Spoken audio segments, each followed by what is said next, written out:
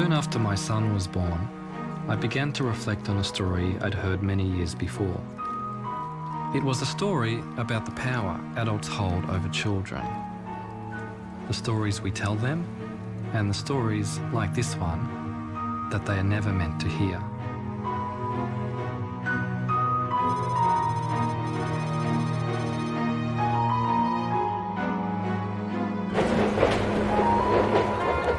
The 6th of April 1966 started just like any other day in the city of Melbourne. Then something very strange appeared in the sky above the suburb of Westall. It hasn't been explained to this day.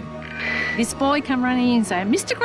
Greenwood, there's these things in the sky, these things in the sky. We looked up and we just saw this saucer type thing taking off. It wasn't a plane, it wasn't a balloon, it was nothing like that. A lot of the kids took off towards where it seemed to go. All the students were just running all over the place, hysterical. Westall High School as a teaching situation ceased. My girlfriend and I sat on the fence, climbed the fence, the school boundary, and we were crying, thinking it was the end of the world.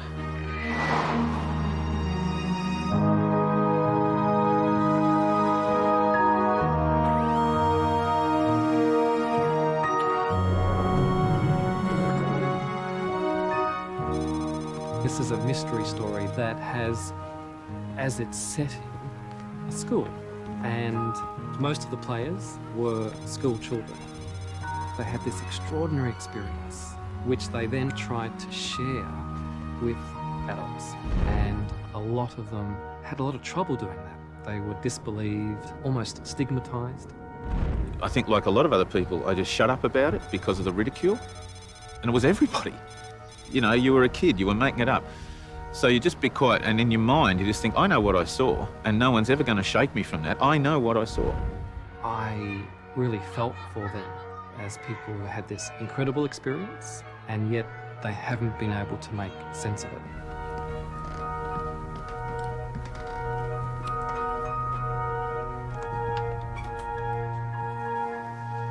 This is the biggest mass UFO sighting in Australia, yet it seems to have been suppressed, deliberately kept out of the public view. Like the witnesses, I want to find out why.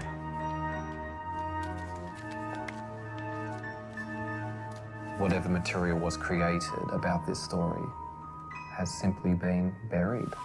And yet, this memory has survived. And it only has to be slightly pricked. And it's like the floodgates open, and all the memories come rushing out. I was precipitating various chemicals in order to make crystals, and I just happened to be looking out the window, thinking how to fudge my science report.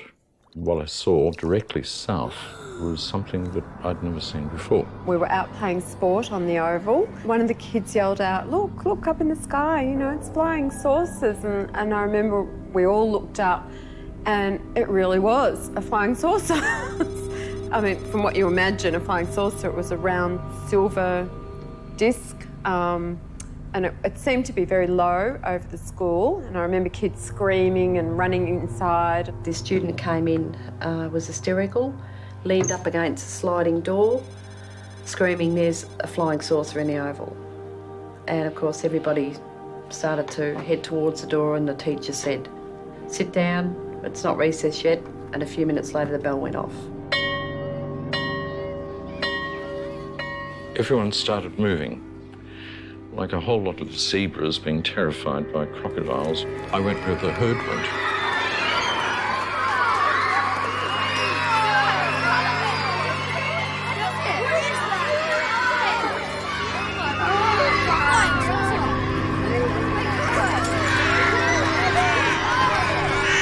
Barbara Robbins was the chemistry teacher at the time. She just grabbed a camera and started clicking.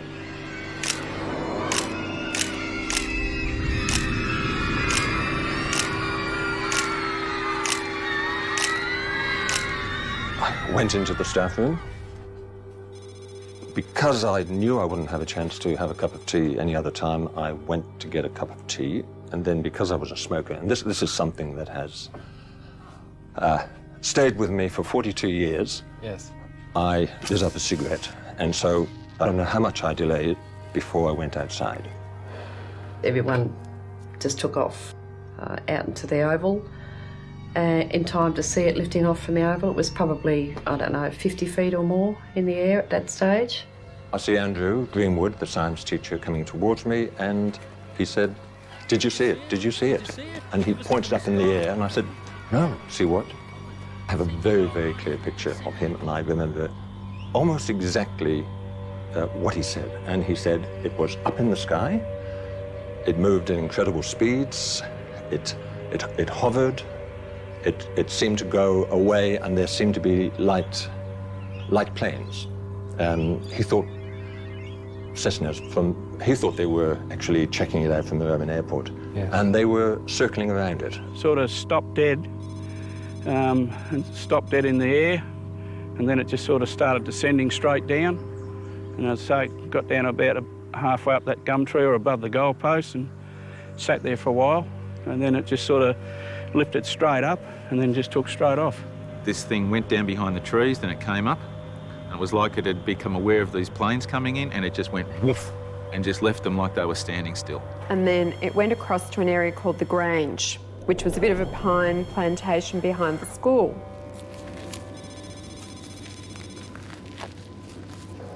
Because I walk around with the Westall story inside my head, as soon as I enter the landscape of Westall, out it comes like a three-dimensional children's storybook. It pops up out of the soil. It's like I've entered my favourite children's story.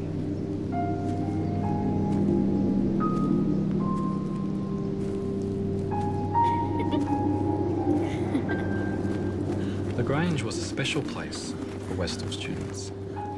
It's where they went on cross-country runs, but it's also where childhood games and hunting for lizards gave way to illicit smoking and steamy liaisons.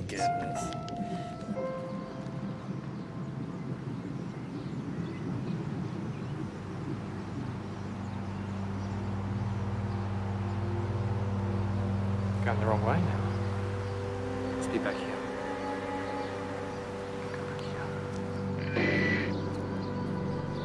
This flying saucer thing came out of the blue like a bolt.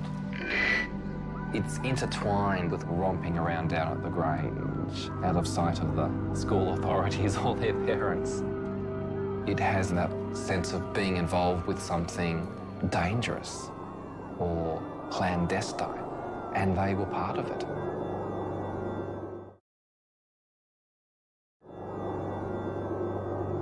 A lot of the kids took off towards where it seemed to go, and it disappeared down behind the trees. So we all got through this fence and ran towards where it had appeared to land. Tanya and I and this other girl, we were over the fence. Tanya was in the lead, and we ran towards where it was coming down. I lost sight of Tanya. She was in front of me. A couple of girls got there faster than me. I was a bit slow. And they'd actually passed out.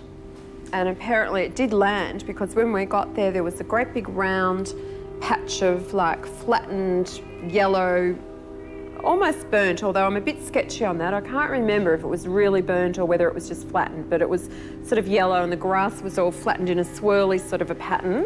Before I got there, the disc came back up again, so I stopped chasing it. We looked up and we just saw this saucer type thing taking off, and it seemed to turn side on and just disappear into thin air. Well, what about your friend Tanya? I believe she did see it on the ground. She did see it on the ground? So I was given to believe, yes. But I went back to school, and Tanya went back to school and basically had gone all to pieces. There was definitely an ambulance on the oval, and I was told that she'd been taken away in the ambulance, and that was the last time I ever saw her. Wow. She was just gone, and she never came back to school.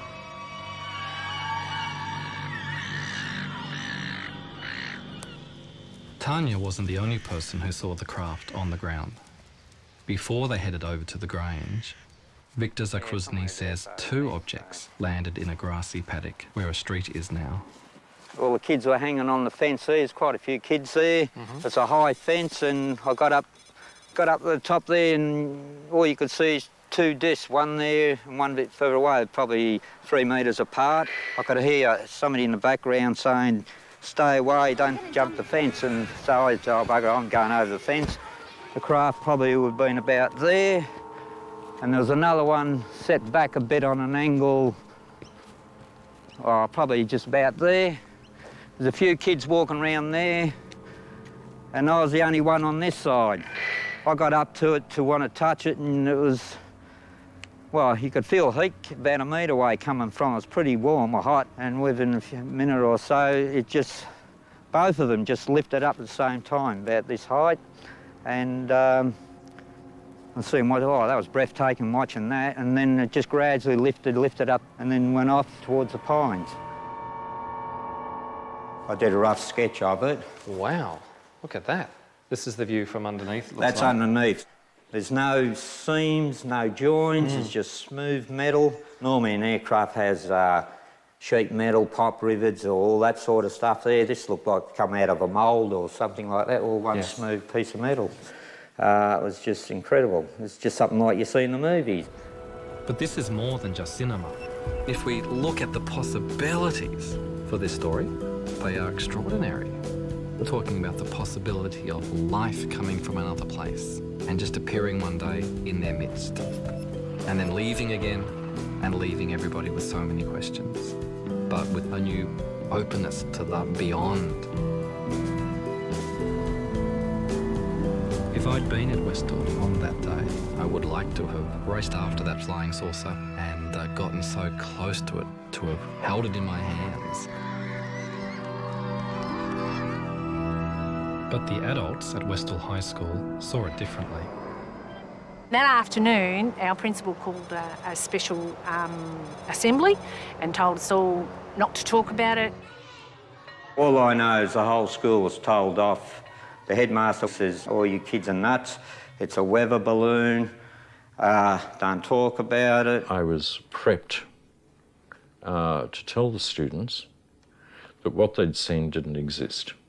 We weren't allowed to leave the school, at least I wasn't. My job was to walk up and down the corridors and make sure that all students were in their rooms. I was walking back from the West End. There was a confrontation between Mr. Sambleby, Barbara Robbins, and a man I'd never seen before. I thought it was a police uniform, but it was just dark blue. It was demanded that she hand over not the film, but the entire camera. I was near the gate and the police had arrived.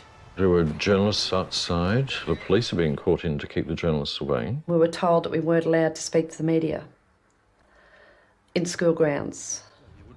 After school finished, there was a TV crew outside the school grounds, so we undertook an interview with them. Everyone took off onto the oval. Now, I can't remember whether it was a principal or a school representative that came out and ordered us to go home and the film crew to leave. And I'd actually been giving an interview to Channel 9 and the policeman actually walked up to them and said, "Stop filming and you go back into the school ground." Okay, so that's what I did.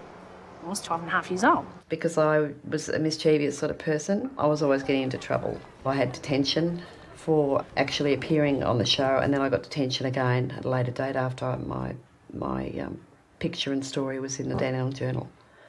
So I didn't go unpunished, but it was worth it.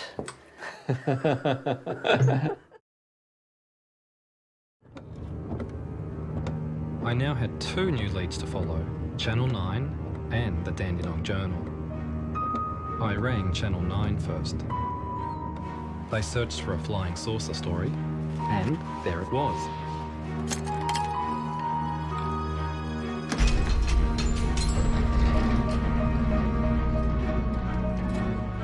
Now all I have to do is find the can with the matching number.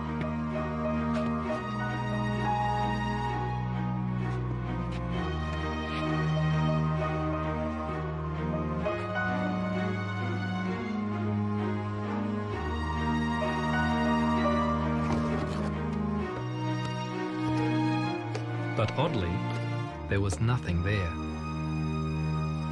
I was absolutely devastated, and nobody had any idea where it had gone.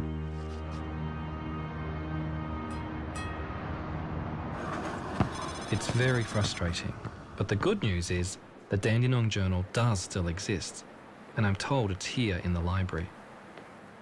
It's the only written account I've heard of from the period, so it's really precious.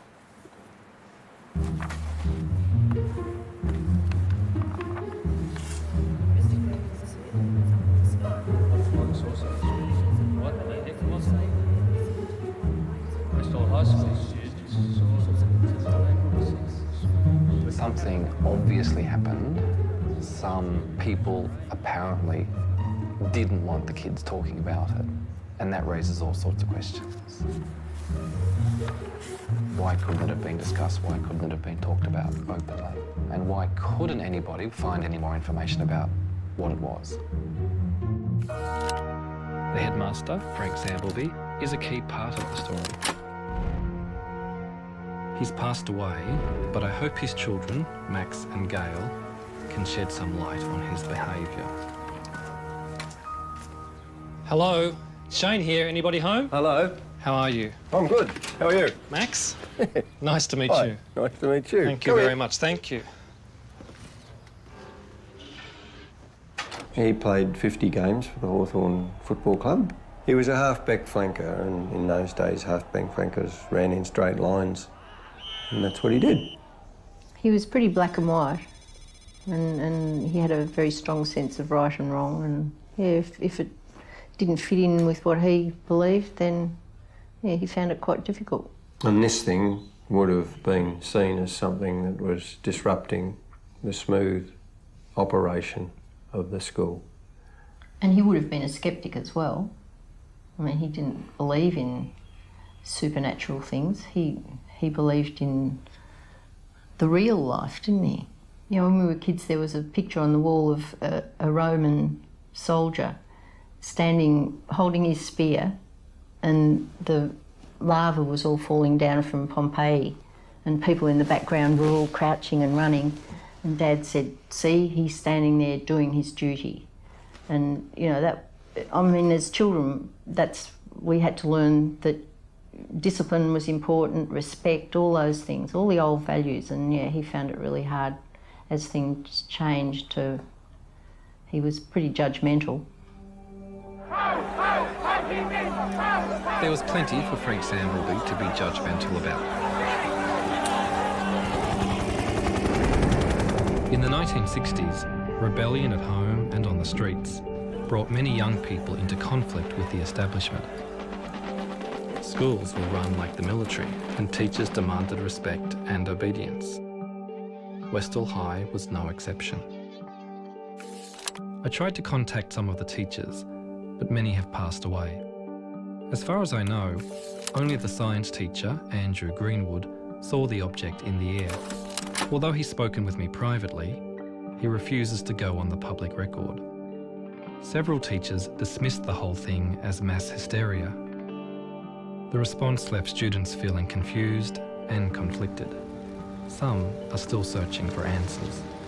I want to find some sort of proof that this happened, so we don't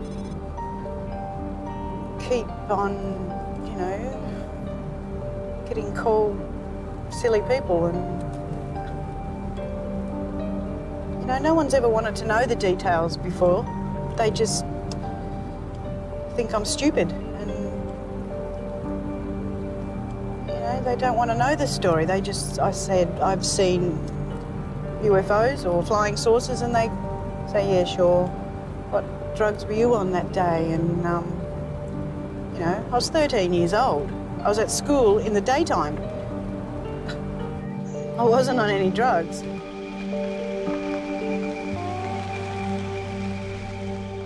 Slowly you start to drift.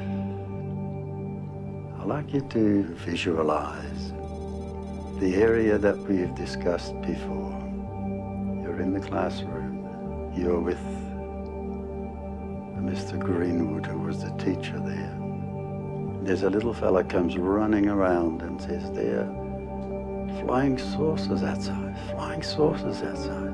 Everybody laughed. And Mr. Greenwood said, come on then, let's have a look. See yourself running down the oval.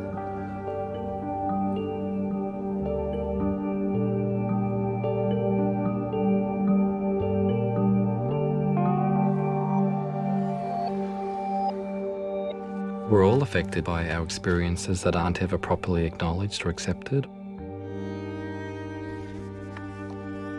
As a boy, I was living in a fairly unhappy home. My own father had died, so my mother had remarried and had given me a stepfather that I'd never asked for.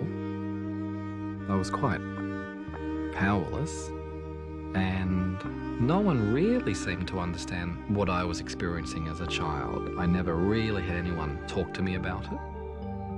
Just having it acknowledged that what I was going through was real, that would have been a start. 1, 2, 3. Even though I know it's true, the more I try to see it again, the harder it becomes, I think. I can see bodies, but I can't see people, faces, you know. Mm-hmm. But I can still see the trees and the... Yeah, and the things. It was, yeah. The feelings don't go away. They just get buried and they sort of fester a little bit.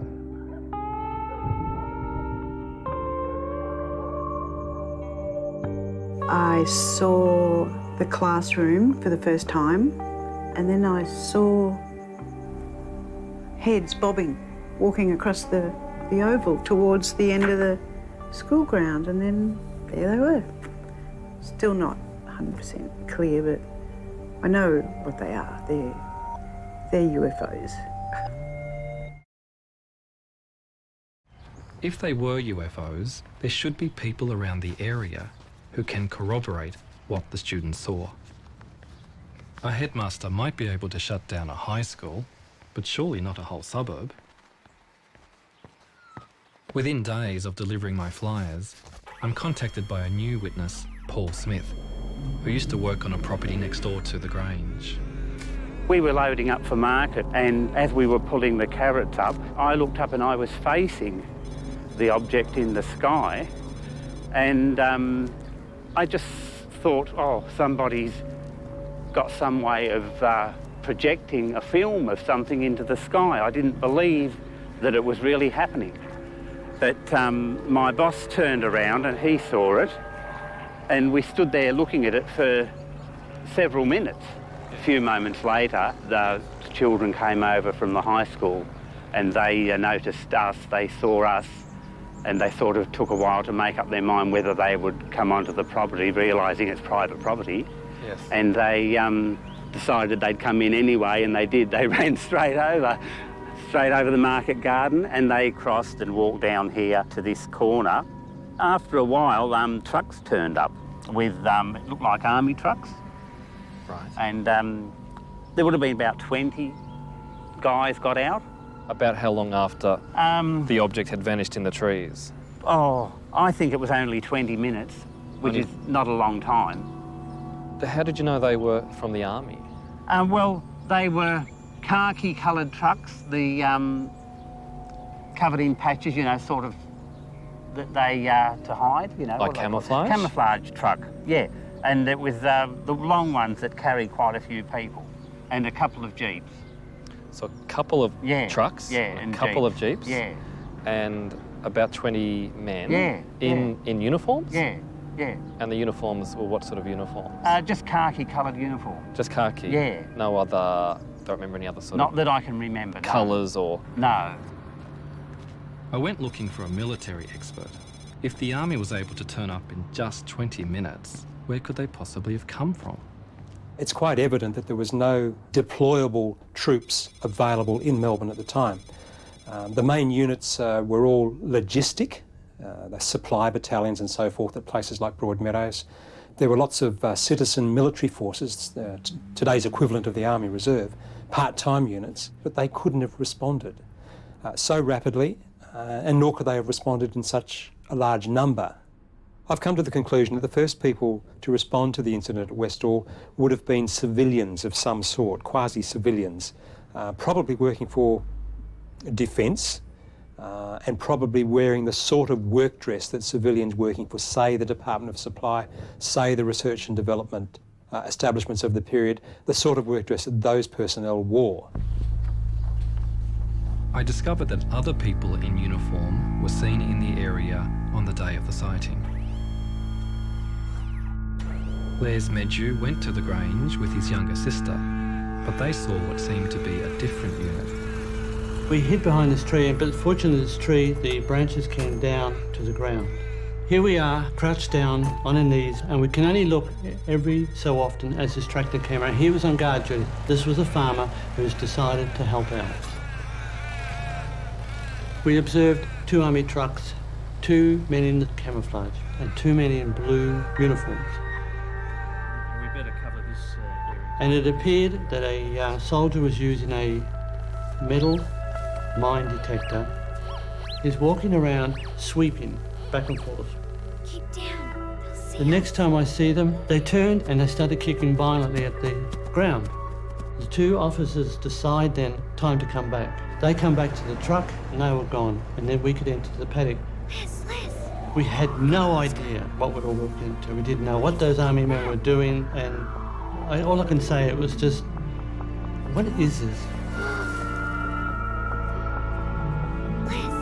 To have the army there and all the rest of it, it was something important. They certainly were not Australian, because Australians were not using camouflage uniforms in those days, in the mid-60s. Nor would they have been British.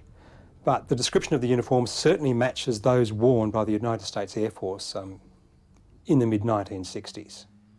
There were American military and intelligence personnel in Australia in 1966 as part of the Vietnam War effort. The Cold War between the USA and the Soviet Union was in full swing, extending across the world and even into outer space. We choose to go to the moon in this decade and do the other things, not because they are easy, but because they are hard. The space race between the superpowers fueled the public imagination at all levels. Flying saucers have invaded our planet. Washington, London, Paris.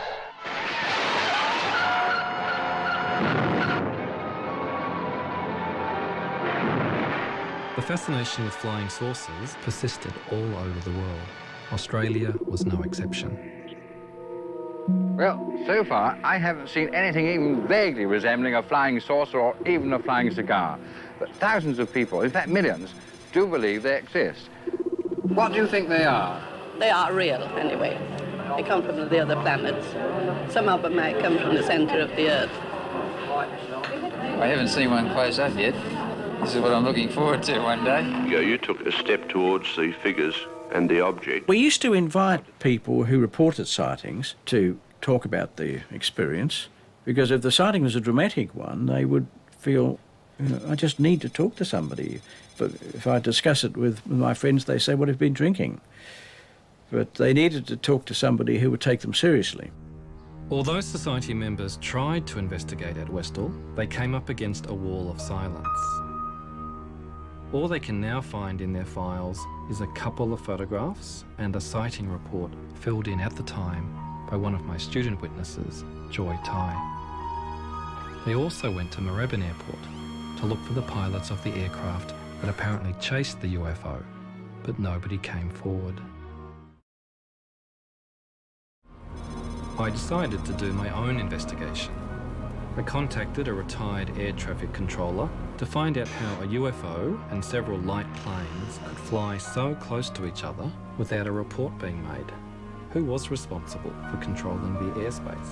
Moorabbin Tower was responsible for the area within a 5-mile radius of Moorabbin and up to 3,000 feet. And above that, it was the responsibility of Essendon Approach. If you're in a tower, you have the aircraft in sight all the time. 5 aircraft on the edge of the airspace, 5 by the way, in broad daylight, they should have been able to see. They may have found something that they thought shouldn't be made public and therefore hushed up. There is evidence that the American government wanted to stifle debate about UFOs. They set up a committee to objectively investigate UFOs, but a leaked memo revealed that the whole investigation was a sham. The government's most vocal critic was the top atmospheric scientist, Professor James MacDonald.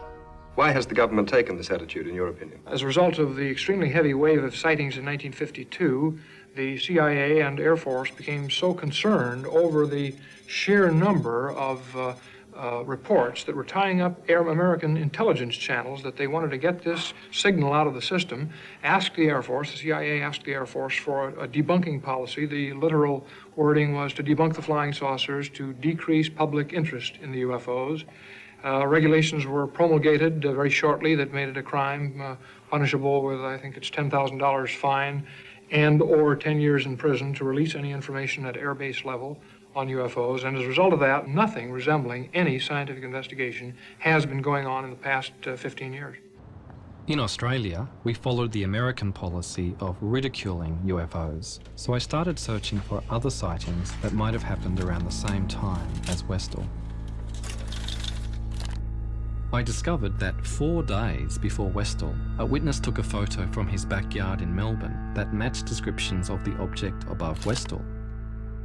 Then, just 2 days before Westall, Ron Sullivan was driving in central Victoria when he noticed a strange light display in front of him. Got up towards it and holy moly, the whole thing lit up and the 10-foot area at the bottom sort of come up and met the top, and the headlights of the car was the biggest awesome thing I've ever seen. They just pulled to the right as if they were magnetised. I could see all the trees on the right-hand side of the road lighting up, and I said, get out of this rod, and I pulled on the left. And I could feel the back left wheel spinning, and I got out of that.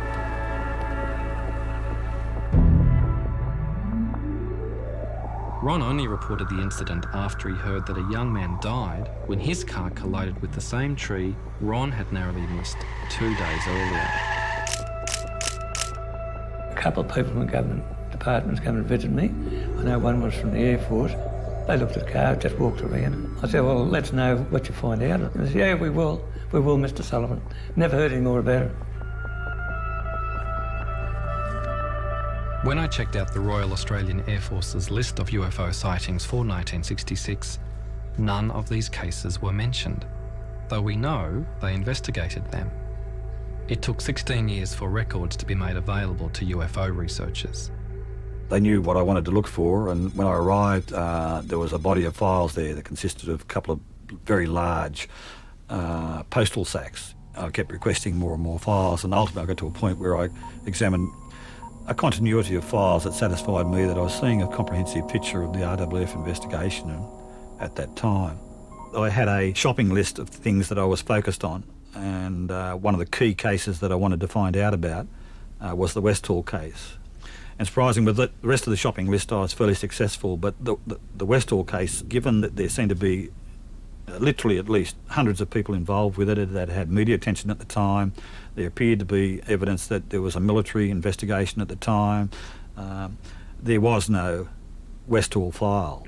The disclosure team was between about 6 and 9 people over the years. As you can imagine, a 4 or 5 year project, as it turned out, needed quite a lot of effort.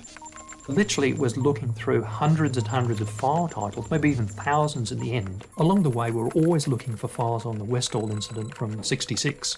We started off with the Air Force, but within the Department of Defence, we also checked out files belonging to the Air Board, unit files from Air Force bases, former Department of Civil Aviation, Air Safety Bureau, CSIRO, intelligence files, ASIO. But the net result is we found nothing in this mammoth volume of government documentation which would even begin to be a hint that there was something about Westall in the government files.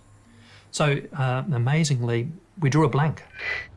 The Westall sighting had clearly been erased from the record, but why? I hoped some publicity would draw former authorities out of the woodwork. I'm Shane. Channel 10, nice to meet you, Shane. Joy, is that Mark Howe from Channel 10? Nice to meet you. What we're really trying to get now is the people who are here as police, as soldiers, as scientists perhaps, looking close up at what was on the ground. Some closure, Joy. How would you get some closure on this? One thing that we would really like would be that someone either from the police or the military would come forward and say, yes, they were there.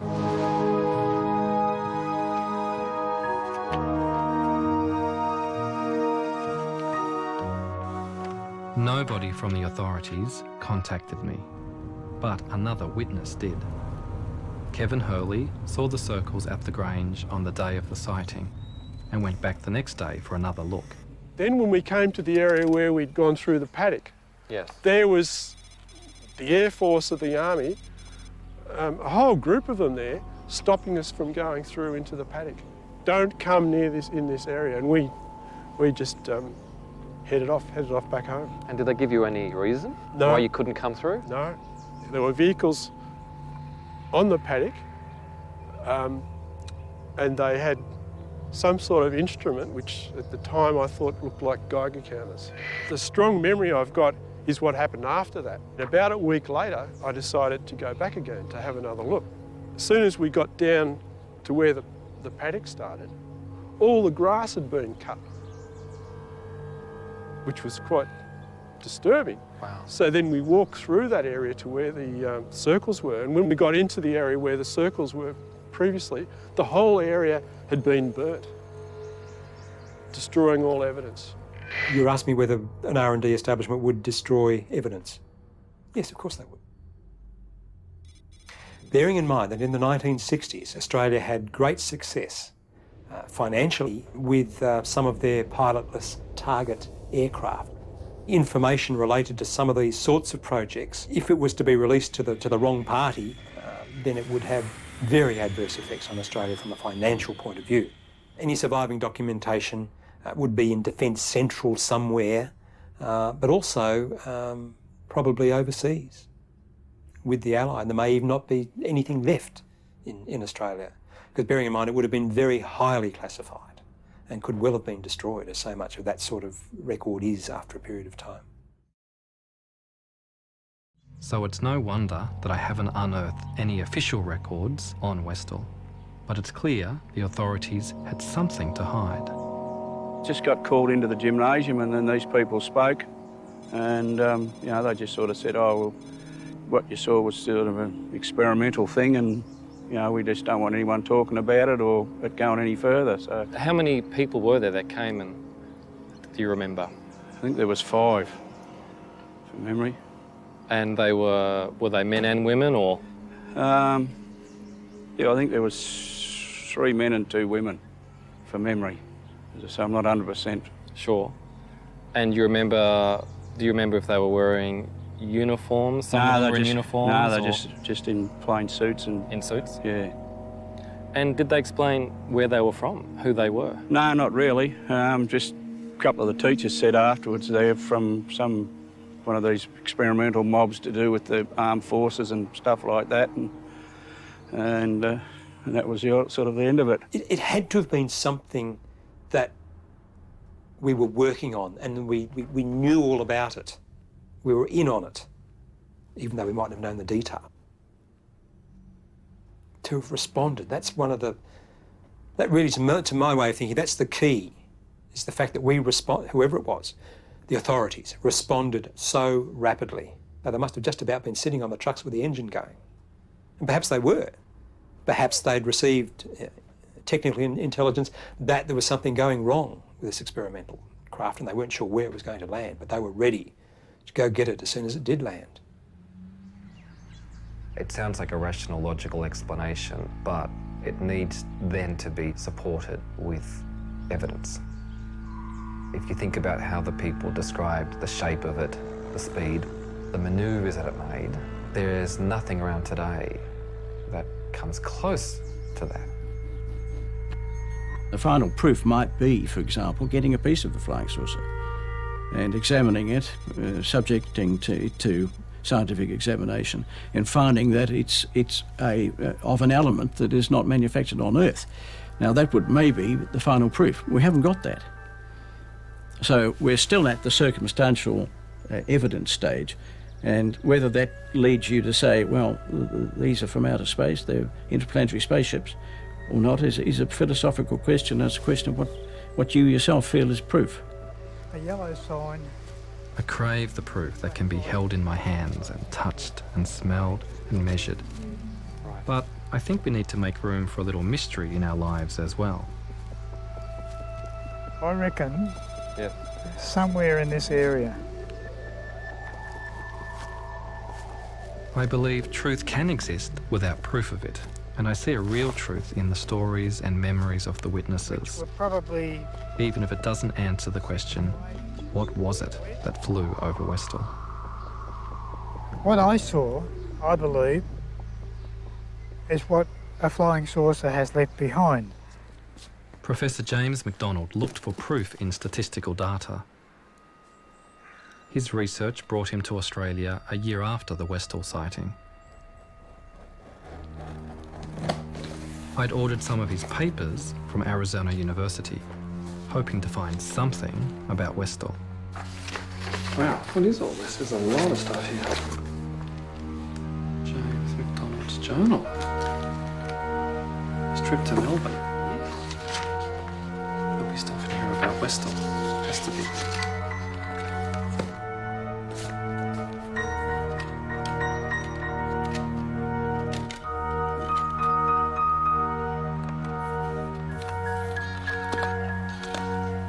And recording next a discussion with Mr. Andrew Greenwood in connection with the Westall sighting. This business about the headmaster, he's the one who seemed to be quite influenced by some pressures to keep things quiet. He just told me that an Air Force officer had been out to the school, and I was teaching at the time, and he told me that he wasn't going to interrupt my class so that I could speak to them. He promptly told them to get lost, I gather. They can't have had much time with him, because I know I was very friendly with the senior master of the school. He said they were only in his office for very few minutes, and Sambleby had sort of come out fuming and muttering, what rot, and all the rest of it. It's nice to have somebody telling the RAAF that it's a lot of nonsense and sending them packing. Victims of their own propaganda here. Yes. Now I had further corroborating evidence that the Air Force was involved at Westall. But students said other senior authorities also came to the high school. I was called down to the headmaster's office, and there were two men in the headmaster's office, very well-dressed gentlemen in suits. They weren't introduced to me in person, and I don't know where they came from. From my references now as an adult, I would say they were Asia. So this is the actual office? Oh, this feels quite weird, yes. Yes. There was a desk down this side here, and the headmaster was over here on that side, and the two men were standing over there, and I stood with my back to the window. Only one man spoke, and he started off by, we'd like you to go through what you said happened yesterday. He was firing questions at me fairly rapidly. Then we went into, oh, and we suppose you think you saw a flying saucer. And I'm like, well, I didn't say that. I said I saw an object, and we suppose you saw little green men. Can you remember how you felt once it was over? When I was actually in the confrontation situation with the men, I felt very, very angry. When I came out, I think I burst into tears. They were certainly Australian government, and I think it was part of their job to keep everything quiet and to not let the facts come out. They knew more than what they were saying. It was their job to squash what was being seen. It was a bunch of kids that saw this, so we would be able to squash this down. The authorities had found a way to silence the children, but they still had unfinished business with the teacher, Andrew Greenwood. He told me that two officers came to his home and threatened him under the Official Secrets Act. They said that he couldn't have seen a flying saucer at Westall because there were no such things as flying saucers. They threatened to tell people he was alcoholic, even though he wasn't. As a first-year teacher with a career ahead of him, he couldn't take the risk of speaking out. The person who had taken all the risks was Professor James McDonald. His criticism of the government had provoked powerful enemies, but it didn't stop him challenging the establishment with other unorthodox scientific theories. Years ahead of his colleagues, he predicted high-altitude aircraft would destroy the ozone layer and increase the risk of skin cancer.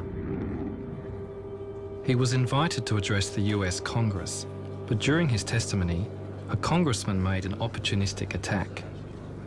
He publicly ridiculed MacDonald by saying he believed in UFOs and little green men. MacDonald's professional reputation was ruined. James MacDonald tried to create a climate of openness where unorthodox thinking could flourish. That's not what happened at Westall. I remember the assembly that we're all called for. We weren't even allowed to talk about it in school. We weren't allowed to mention it at all. There's like 20 people plus in the room at the moment, and there's a real buzz, and everyone's talking about my story. They're talking about the story. And as they're talking it through, they're putting the pieces together. It's wonderful. What isn't wonderful in the telling of this story is that Professor James MacDonald finally gave up the fight for UFO science. Humiliated and broken, he took his own life.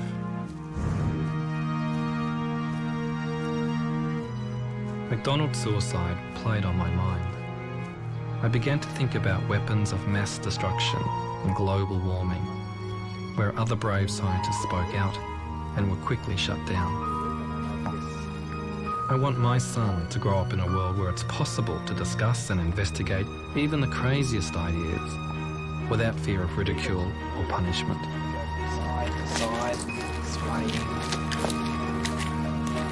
Looks fantastic. Was it something from another planet at Westall?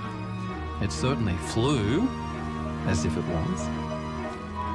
I'm left with the feeling that what people saw was what they said they saw. Something out of this world.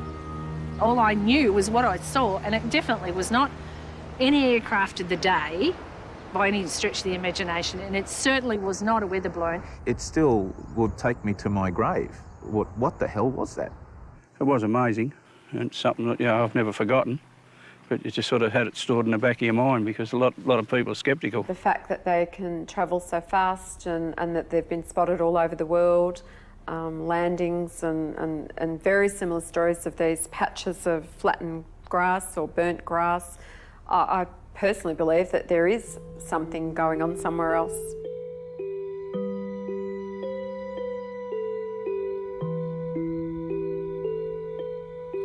I believe there's life out there. There is. I don't know what they look like, but I'm not afraid of them. I look up at the sky and say, like, where are you, you people? Come and talk to me.